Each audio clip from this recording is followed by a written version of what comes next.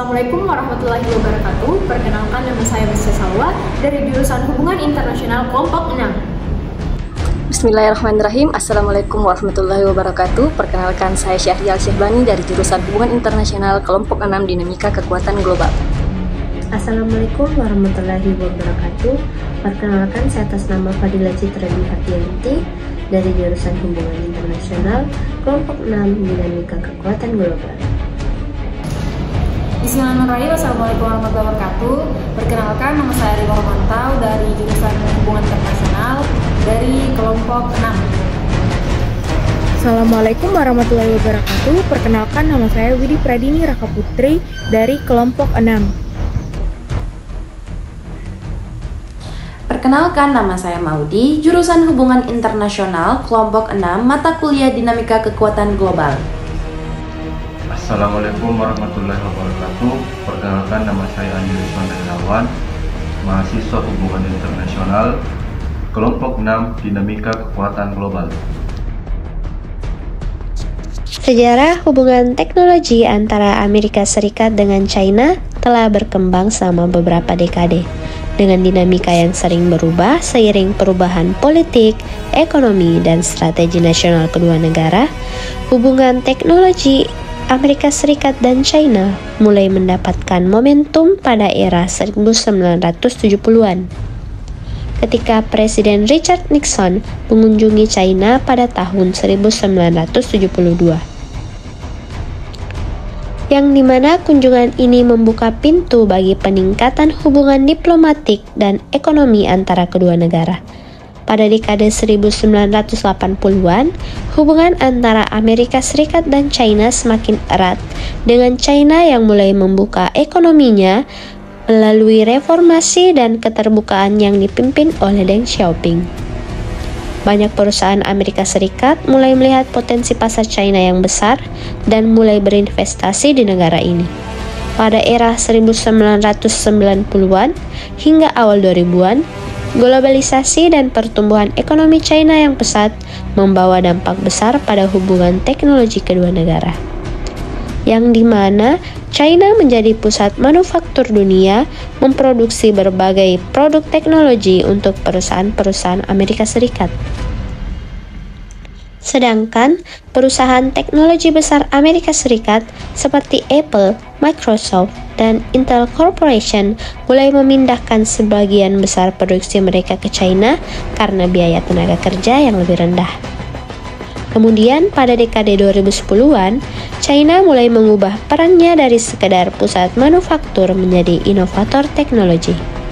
Pemerintah China mengeluarkan berbagai kebijakan untuk mendukung inovasi dan pengembangan teknologi domestik, termasuk inisiatif Made in China 2025, yang bertujuan untuk menjadikan China sebagai pemimpin global dalam berbagai sektor teknologi canggih seperti kecerdasan buatan, robotik, dan kendaraan listrik. Ketegangan antara Amerika Serikat dan China dalam bidang teknologi semakin meningkat pada akhir dekade 2010-an, di mana pemerintah Amerika Serikat di bawah pimpinan Presiden Donald Trump mulai melihat kebangkitan teknologi China sebagai ancaman terhadap keamanan nasional dan dominasi teknologi Amerika Serikat.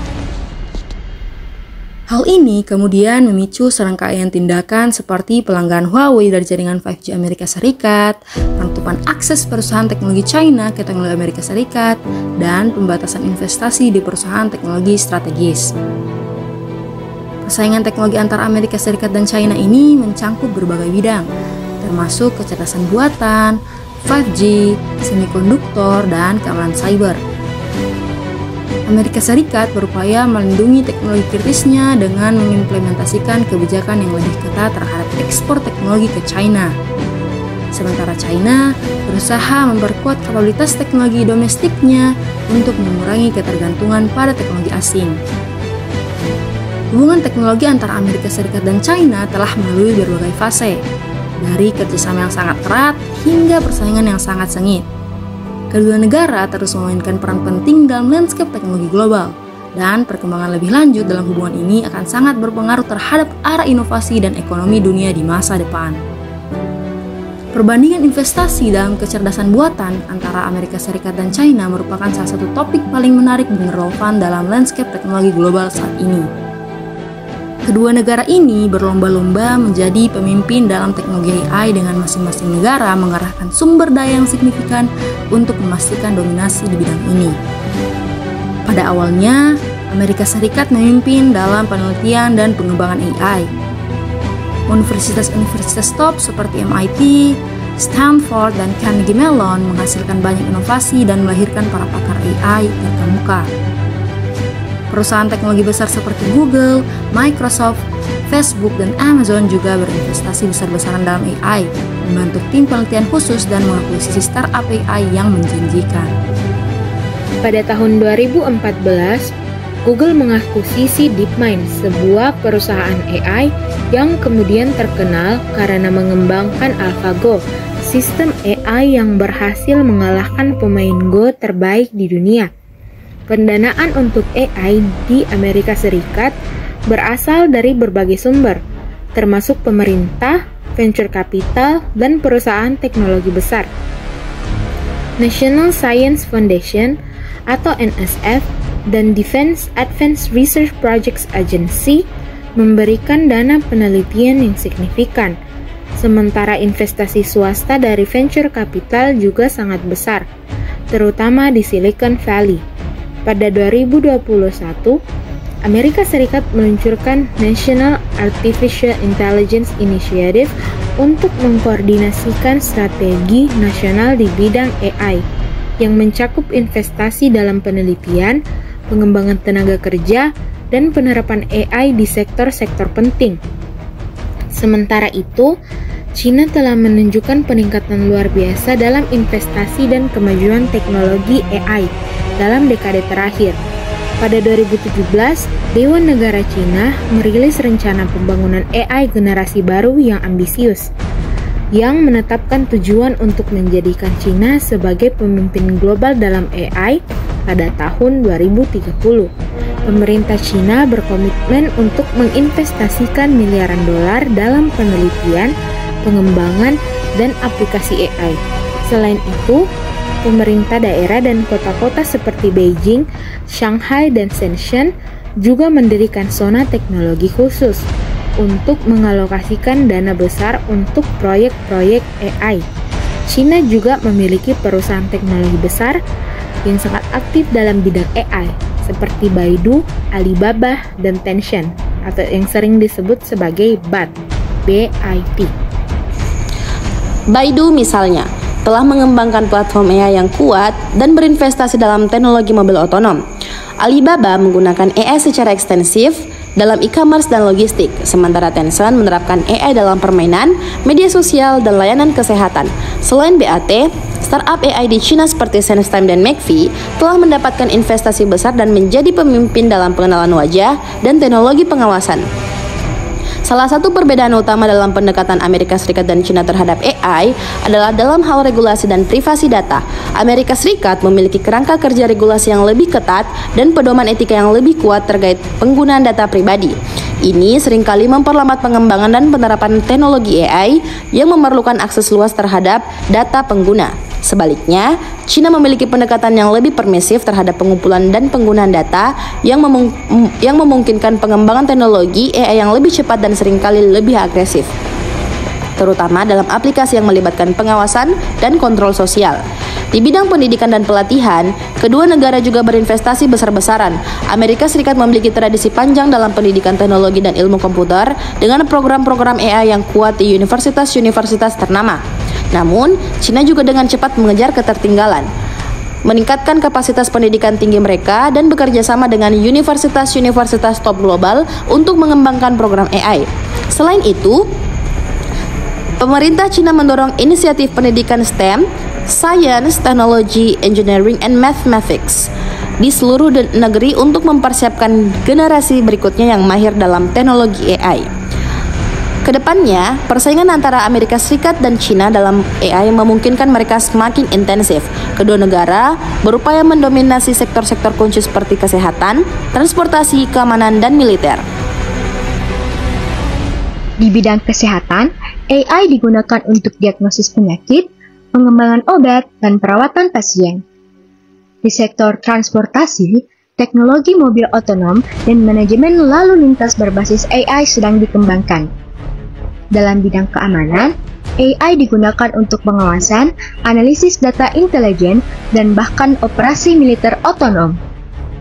Namun, ada juga potensi kerjasama yang signifikan antara Amerika Serikat dan China dalam AI, terutama dalam menghadapi tantangan global seperti perubahan iklim, kesehatan masyarakat, dan keamanan cyber.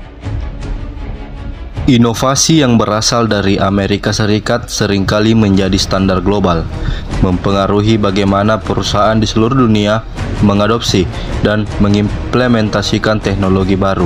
Misalnya, dominasi perusahaan Amerika Serikat dalam perangkat lunak dan layanan digital berarti bahwa banyak sistem operasi, platform komputasi awan, dan solusi AI yang digunakan oleh perusahaan global berasal dari Amerika Serikat.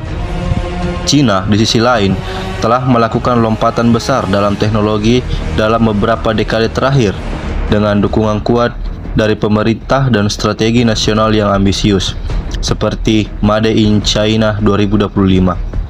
China telah berkembang menjadi pusat manufaktur global dan inovasi teknologi. Perusahaan-perusahaan seperti Huawei, Alibaba, dan Tencent telah menunjukkan bahwa China bukan hanya peniru, tetapi juga inovator terdepan dalam bidang seperti 5G, e-commerce, dan vintage. Kebangkitan teknologi China telah mengubah landscape global, dengan produk dan layanan dari China kini bersaing di pasar internasional dan dalam beberapa kasus memimpin pasar. Kedua negara ini memiliki pendekatan yang berbeda dalam mengintegrasikan teknologi ke dalam ekonomi mereka dan rantai pasokan global Amerika Serikat. Dengan ekonomi pasar bebasnya mengandalkan inovasi yang didorong oleh sektor swasta.